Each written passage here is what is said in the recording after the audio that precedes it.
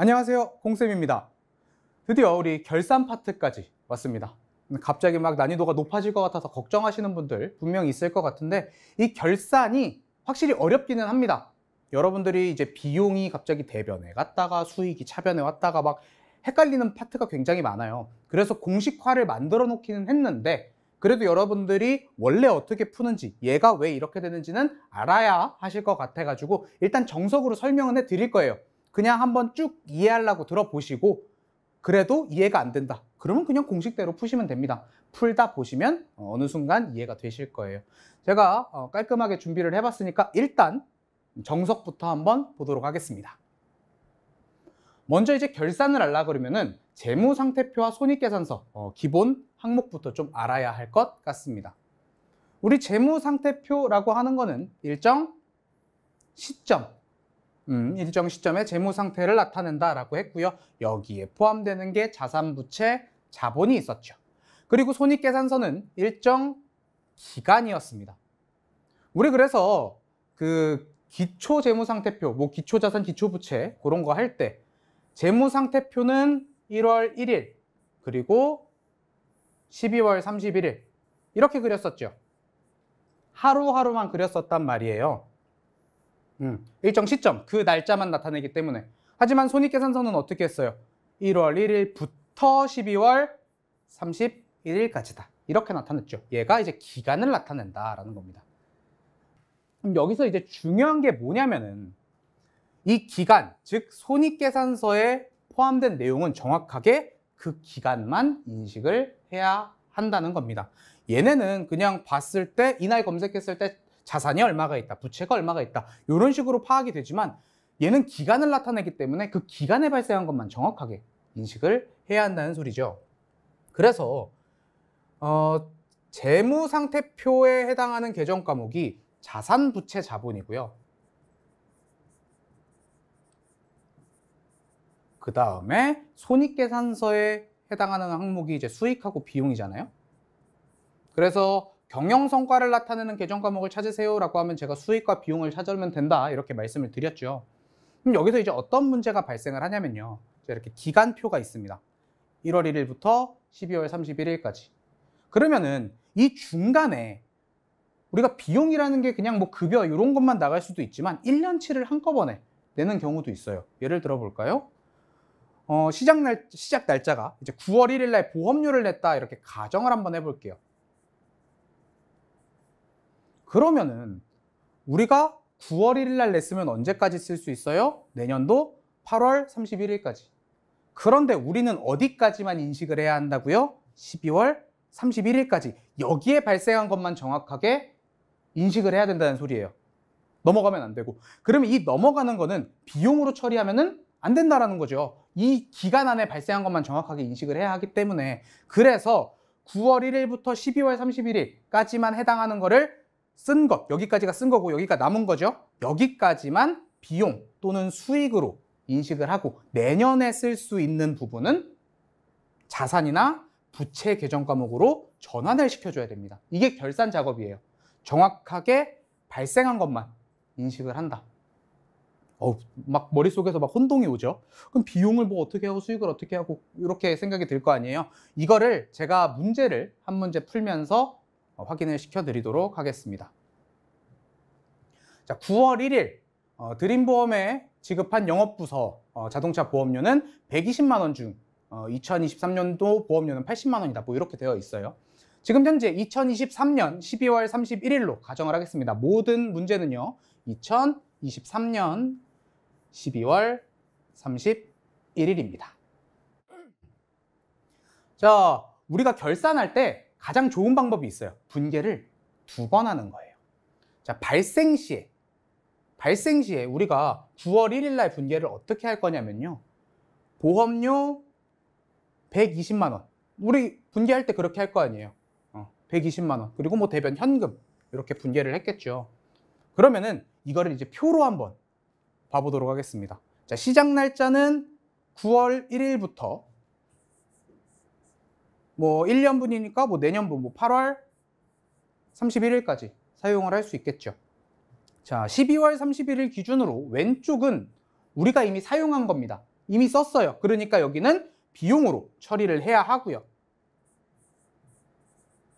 남은 것만큼은 내년에 쓸 수 있는 부분이 되겠죠. 요거를 자산으로 처리를 하는 겁니다. 내가 돈을 미리 내놨기 때문에 난 더 이상 돈을 내지 않고도 내년에 이만큼을 사용할 수 있어요. 그렇게 남겨두는 거죠. 자, 그러면은 계산을 해볼게요. 120만 원 중에 지금 2023년도분, 여기가 지금 2023년 12월 23일이기 때문에 2023년도 보험료 이쪽이 80만 원이 되겠죠. 그럼 내년에 남은 거는 40만 원이구나. 그럼 40만 원만큼 자산 처리를 해야 하고요. 80만 원만큼만 비용으로 처리를 해야 되는데 지금 비용으로 얼마를 처리를 했어요? 120만 원으로 처리를 했죠. 자, 120만 원 쓴 게 아니에요. 80만 원만 비용으로 넘겨줘야 됩니다. 그럼 보험료를 얼마를 줄여줘야지 80이 될까요?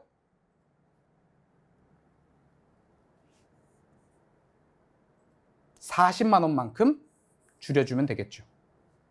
지금 남은 게 40이라 그랬죠. 내년에 쓸 수 있는 비용이, 내년에 쓸 수 있는 부분이. 그래서 그만큼을 선급 보험료다, 이렇게 처리를 해서 내년에 쓸 수 있게 만드는 거예요. 머릿속으로 이해 잘 안 되죠? 이게 무슨 소리야 무슨 소리야 지금 다 그러시고 있을 거예요. 자, 이제 한 문제를 더 알려드리고 그거를 공식으로 어떻게 활용을 하는지 알려드리도록 하겠습니다. 자, 똑같습니다. 자, 6개월짜리 정기 구독이 있고요. 구독 기간은 2023년 12월 1일부터 2024년 5월 31일까지 전체를 했고 구독료는 90만 원을 냈다라고 이렇게 나옵니다. 자, 여기서 중요한 게 선급 비용으로 처리했다라고 나와요. 우리가 일반 분괴를 할 때 중요한 게 있습니다. 소모품을 예로 한번 들어볼까요? 자, 소모품이 있고요. 소모품 B가 있죠. 자, 똑같은 계정 과목인데 왜 두 개로 처리를 했을까라고 했을 때 솔직히 말하면요, 원칙적으로 말하면은 자산으로 처리를 하는 게 정답입니다. 왜냐면은 비용이라는 거는 내가 물건을 샀을 때 그만큼 썼다, 내가 물건을 사고 그만큼 썼기 때문에 비용으로 처리를 한 건데, 우리가 소모품을 사자마자 쓰는 게 아니잖아요. 샀을 때는 자산으로 남아있기 때문에 그냥 소모품으로 처리를 하고, 사용할 때마다 뭐 A4 용지를 한 장씩 쓸 때마다 비용 처리를 해야 되는데 너무 번거롭잖아요. 그래서 비용으로 처리를 하는 것도 인정을 해주는 겁니다. 마찬가지로 지금 정기 구독 하자마자 돈이 다 나가는 게 아니죠. 우리가 이걸 기간이 지날 때마다 비용으로 처리를 해야 되는 거잖아요.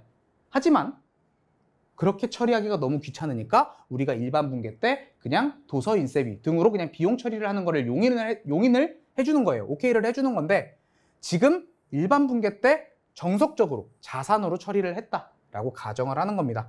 이게 이제 선급 비용이라고 하지 않고, 한동안은 제가 계정 과목을 뒤에 붙여드릴게요. 이거를 조금 쉽게 해석을 하면은 선급 도서 인쇄비, 이렇게 처리를 할 수가 있어요. 이게 무슨 소리냐면은 내가 도서 인쇄비를 먼저 지급을 했기 때문에 나는 기간이 지나도 도서 인쇄비를 내지 않아도 됩니다. 언제까지요? 5월 31일까지요. 이렇게 표시를 한 겁니다.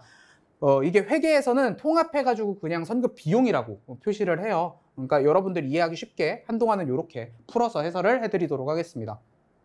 어쨌든 그럼 발생 시에 분괴를 어떻게 한 거냐면요, 이렇게 분괴를 한 거예요. 우리가 기본적으로 원래 그냥 도서인쇄비 이렇게 회계 처리를 하지만 우린 원칙대로 할 거예요. 자산 처리를 한다. 이게 자산 처리입니다.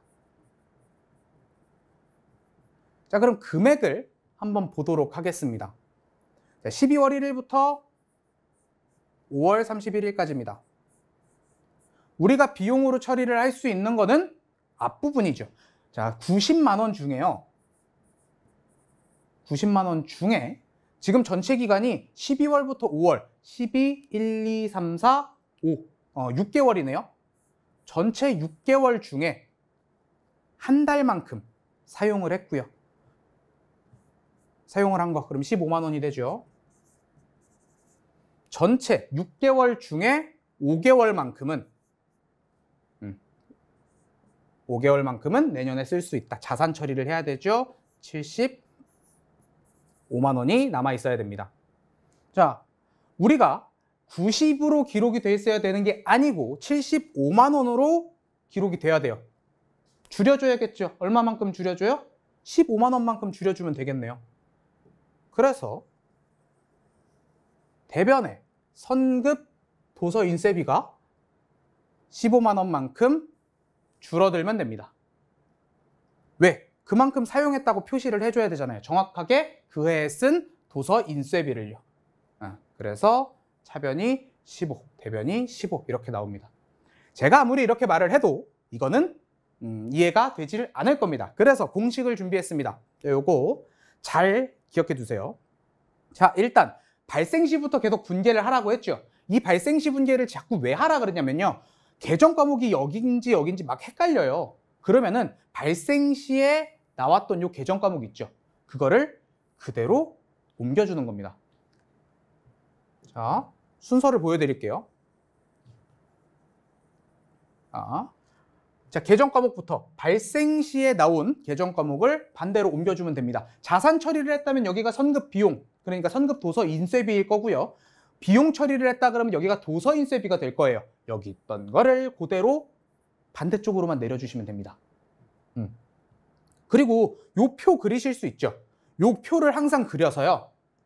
만약에 발생시에 자산 처리를 했다라고 나오면 12월 31일 기준 왼쪽에 있는 금액을 적어주시면 됩니다. 만약에 반대로 발생시에 비용이나 수익, 즉 도서인쇄비로 처리를 했으면요. 12월 31일 기준 오른쪽에 있는 금액을 써주시면 되겠습니다. 한번 확인해 볼까요? 이게 진짜 되는지 안 되는지 확인을 해볼게요. 자, 요거는 계속 내비두겠습니다. 요거 계속 활용해야 되니까 여러분들 머릿속에 남을 때까지 요거는 적어두도록 하겠습니다. 자, 구입 당시 전액 선급 비용. 이거 비용이 아니에요. 선급 비용이기 때문에 자산 처리를 한 겁니다. 선급 비용이. 여러분들 제가 조금 이해하기 쉽게 풀어드린다 그랬죠. 자, 발생 시에 선급 비용인데 좀 풀어서 선급 광고 선전비로 일단 기록을 해드리겠습니다. 실제로 검색을 했을 때 이런 계정 과목은 안 나와요. 선급 비용입니다. 대변은 뭐 상관없고요. 자, 기간을 나누겠습니다. 12월 31일 기준 왼쪽 금액 확인을 해볼까요? 전체가 500만 원이었나 봐요. 그 중에서 잔액이라는 거는 남은 금액을 말하는 거겠죠. 남은 게 150만 원이랍니다. 그렇다면 쓴 거는 얼마예요?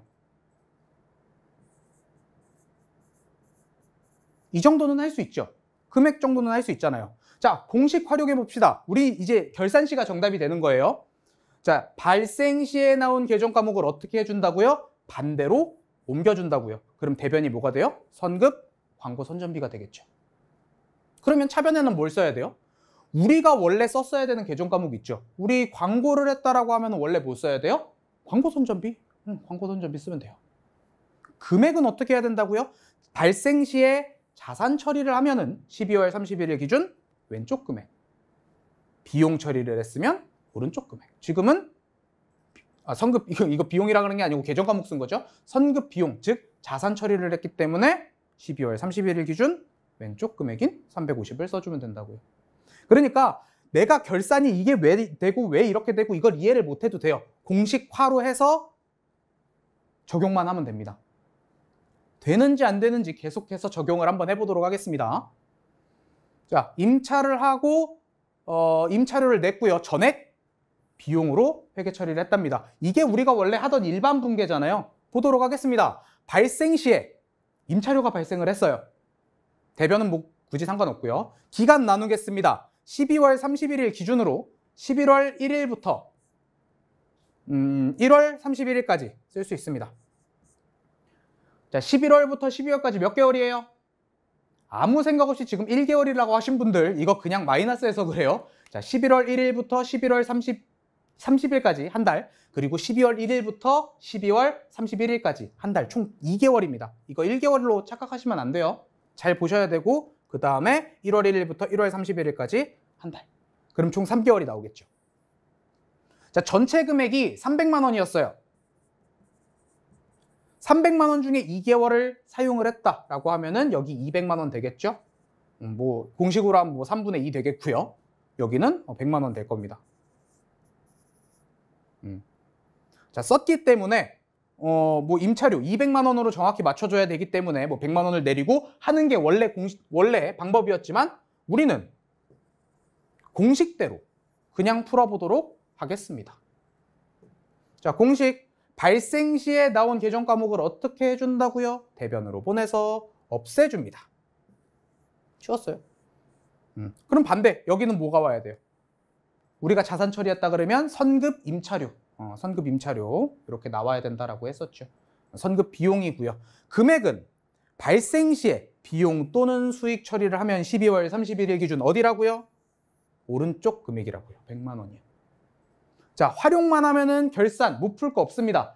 지금 당장 이해하려고 하기 때문에 너무 힘들 뿐이에요. 우리가 이거를 계속해서 하다 보면은 머릿속에서 자연스럽게 이해가 될 겁니다. 물론 끝까지 이해가 안 될 수도 있어요. 하지만 그래도 풀 수 있게 만들어 놨습니다. 이 정도는 활용할 수 있어야 되잖아요.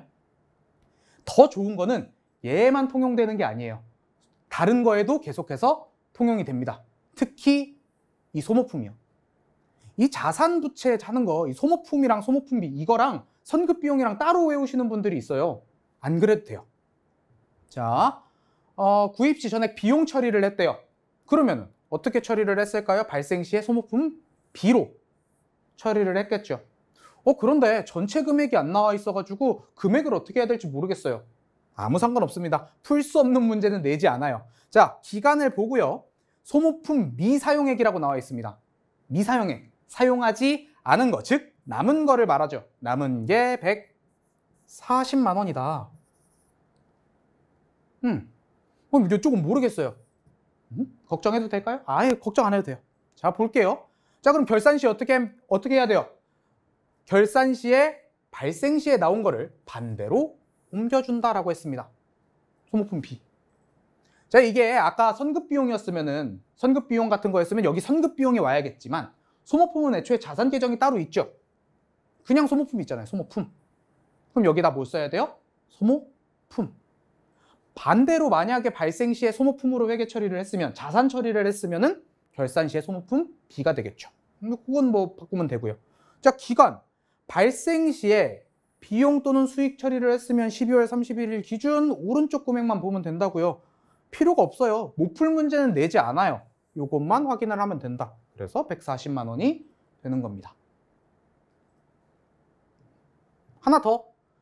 이번에는 이번에도 전액 소모품 비용 처리를 했네요. 발생 시에 또 이렇게 나왔나 봐요. 그렇죠. 그러면 이번에도 미사용된 거 100. 이쪽 몰라. 상관이 없다고요. 자, 발생 시에 나왔던 계정 과목 대변으로 옮겨주고 차변에는 원래 썼어야 되는 자산 처리 계정 과목 쓰면 되고요.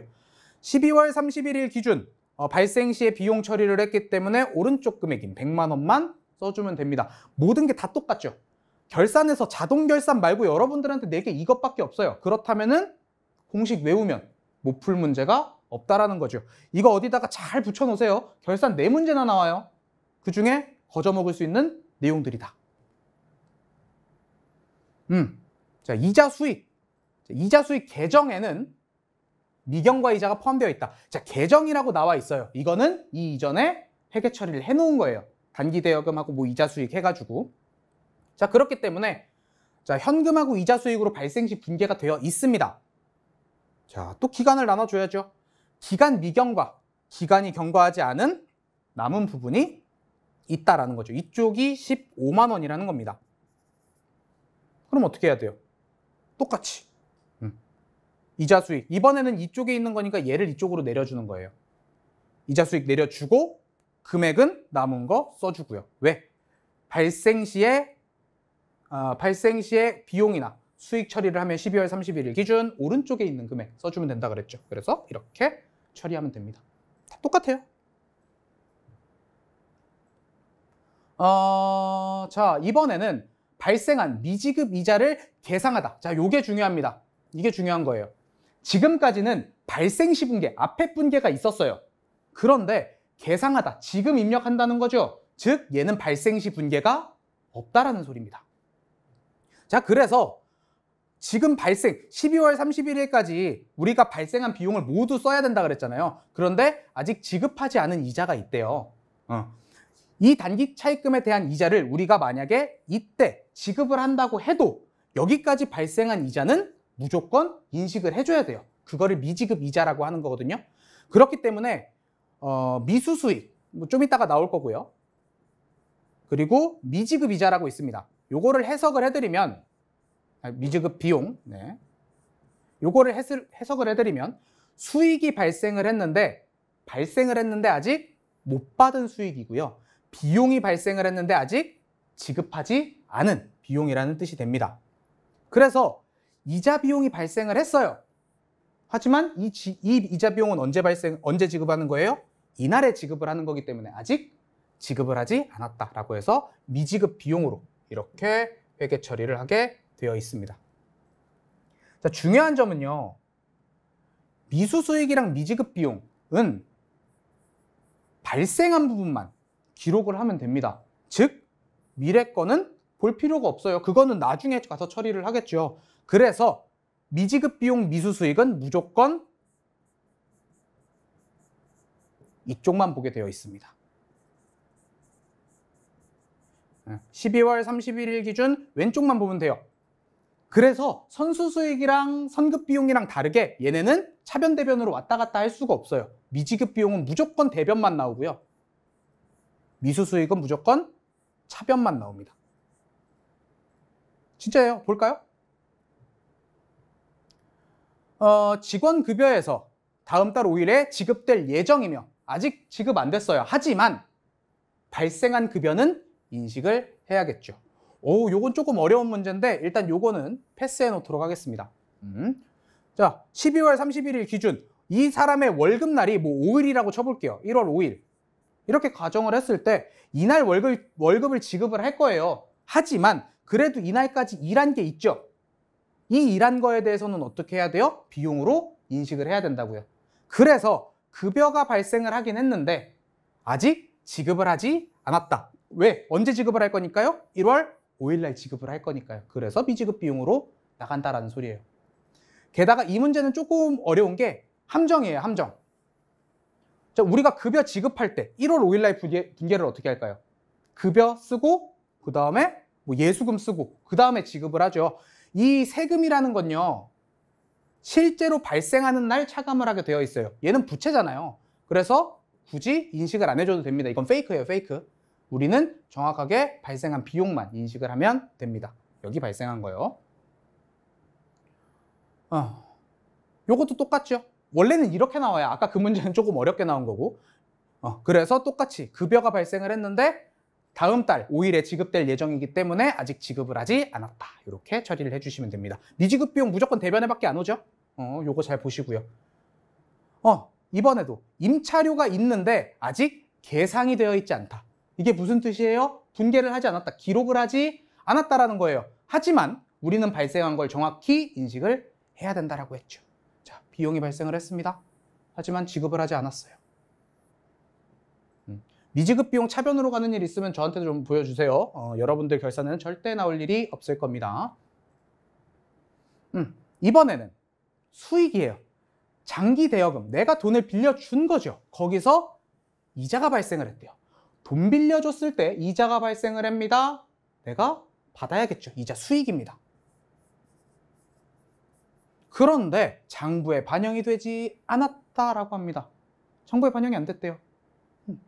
그렇지만 발생한 건 정확히 인식을 해야 된다라고 했죠.